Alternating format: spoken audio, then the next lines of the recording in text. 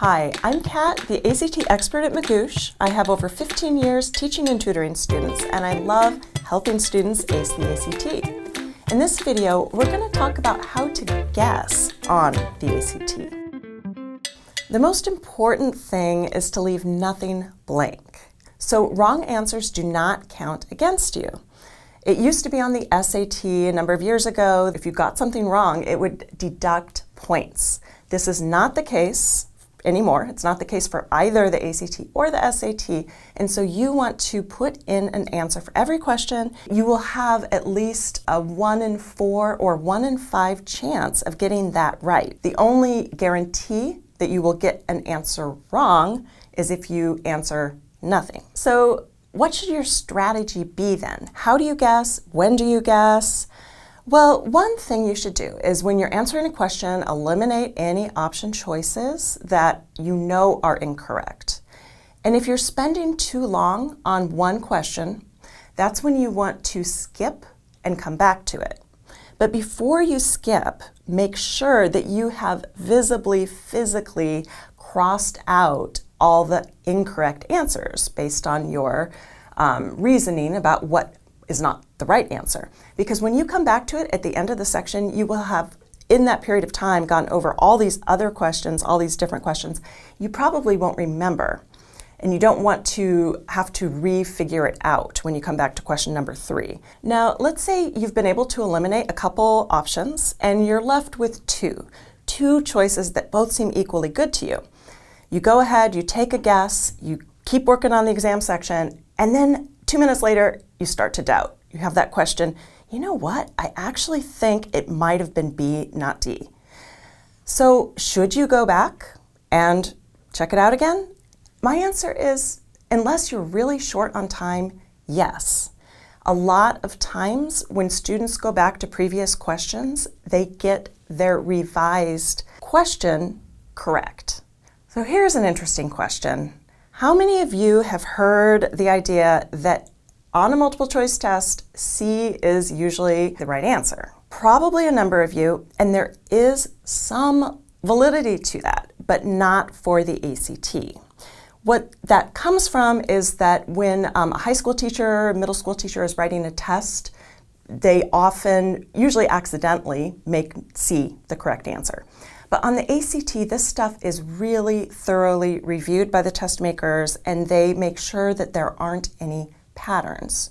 And so if you are going to guess randomly, you can guess C, but you could also guess one of the other letters, and statistically you would be equally as likely to get it correct in the case that you are blindly guessing, in the case that you have not been able to eliminate at least a couple of the options. If you're guessing on the English section, so this is the section where you're given some sort of a sentence or a couple sentences, and you're supposed to choose the option that is grammatically correct or that is the right sentence for that point in the paragraph, and you have to blindly guess the option that is the shortest. The ACT likes concise statements. They're often actually testing you on how well can you put words together in a concise way. So this doesn't mean you should always choose the concise option, right? But if you have to blindly guess, or if you're in a real hurry, go ahead and guess the option that is the shortest. Another tip, reading section. Avoid any options that are too extreme. Now this is, again, in reference to guessing. The most important thing to do is to try and get the right answer, to eliminate wrong answers, really try and work it out that way first. But if you're in a position where you're guessing, maybe between 2 options, or maybe just blindly guessing with all 4 options still left, choose an answer that seems moderate.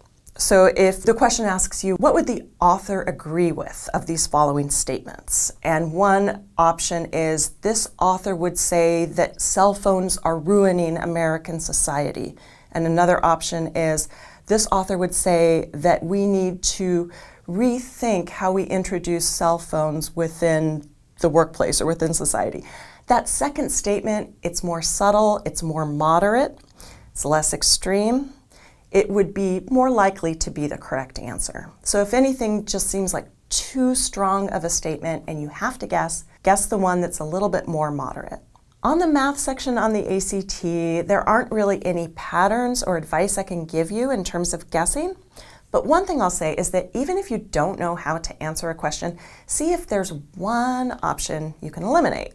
For instance, if one number value is definitely too large or too small to be the correct answer, at least eliminate one. Even if you feel like totally lost on that question and you're just guessing with the remaining 4, if there's one you can eliminate, absolutely do it. On the science section of the ACT, you have a series of passages, right? And you have a number of questions tied to each passage.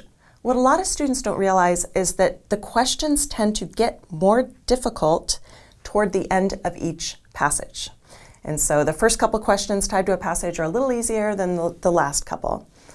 Therefore, I usually recommend students, if they have to guess on some of the earlier questions for a passage, questions 1, 2, 3, I want you to guess the answer that looks too obvious to be true. Those ones often are. They're often so straightforward that students doubt themselves. But if you know that those questions are likely to be easy, you have more confidence to guess the answer that just seems too straightforward, too right in your face. So I've given you a couple tips on how to guess when you don't know the answer, but what I really want to emphasize to you is that the ACT is a game of eliminating wrong answers.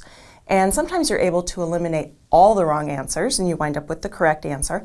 Sometimes you can only eliminate one wrong answer and you're kind of trying to guess or use your intuition with what remains. In that case, I don't want you to think of it as guessing. Don't call it guessing if you are able to eliminate. That actually is the name of the game, is eliminating wrong answers. And you're doing everything correctly, you're being strategic, you're going to increase your score, even if all you can do is eliminate one wrong answer. So like I said before, the only guarantee that you're going to miss a question is if you leave it blank. So don't feel bad if you have to guess on a few. If you like this video, follow the link in the description box below and go to magoosh.com, where you can join thousands of students who are already using Magoosh to reach their goals.